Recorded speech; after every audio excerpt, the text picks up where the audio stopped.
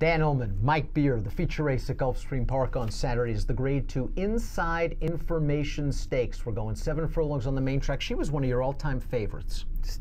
I still believe she was the best filly I've ever seen run. Her Breeders' Cup Distaff was simply phenomenal, where she dusted Serena's Song. And Heavenly Prize, I believe, was in that field. Heavenly Prize was second to her. That was a really good field. Obviously, it was a wet track, which I feel like, you know, you could sort of look at and say it really helped her. Maybe it didn't help others, but it's not like that's the only good race she ever ran. I mean, all she did was run good races.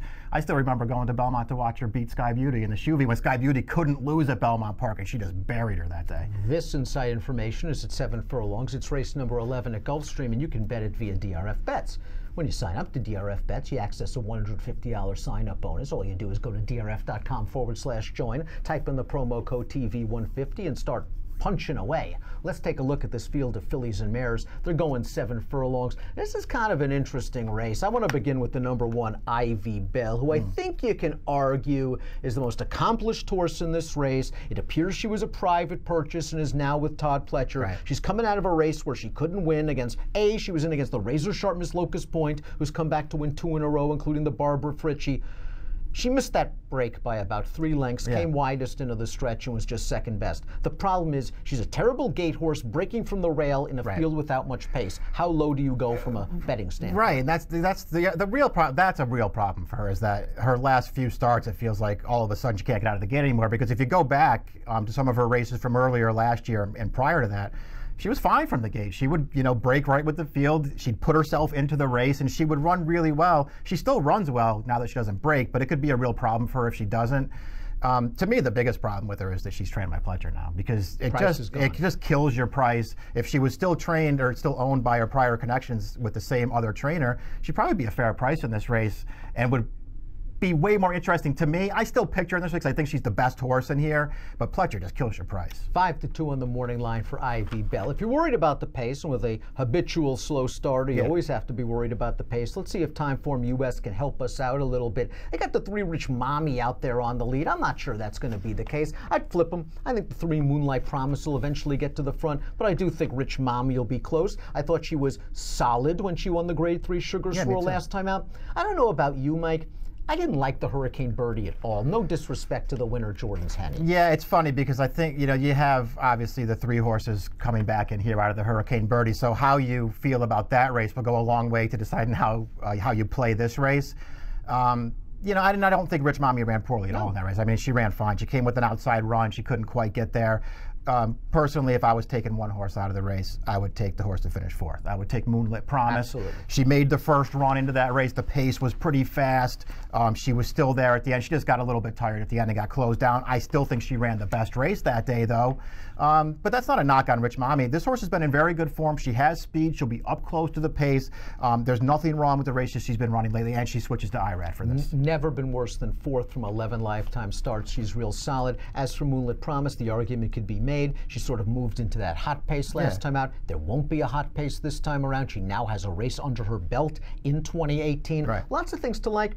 I have this nagging feeling, though, that she's still going to turn out better on synth down the road. Well, yeah, that might be true. I mean, at least if you like her back in this race, and obviously we'll see what kind of price she goes off at. I think 9-2 is pretty fair on her if she goes off at that price in this race. At least she showed last time that she will run her race on dirt, because I do really feel like she might have run the best race that day.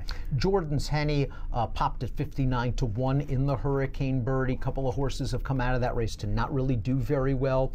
She had a big formulator fact coming into the race. I remember we gave that out before the Hurricane Birdie, but wasn't her win just more of an indictment and a feeling that Curlin's approval's not the mare she used to be? Oh, there's a little bit of that in there. She also got one of the better trips in the race. I mean, it was a fast pace, and she came closing into it. Once she moved herself clear in about mid-stretch, I do like the way she finished. I'll give her credit for that, to get up in that race. And it is, worth pointing out that, the more you sort of pick apart her PPs, her one-turn dirt races are the best races she's run by far, and they tried to stretch her out probably a couple of times too many. She's way better going shorter around one turn.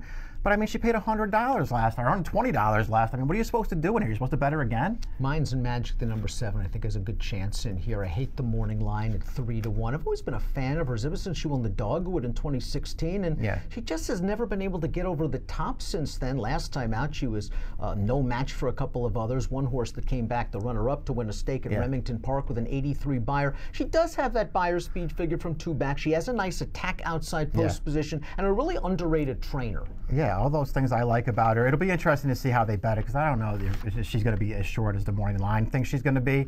The problem that I have with her, and I was a fan of hers early on, her form from 2016 when she was a 3-year-old is actually good.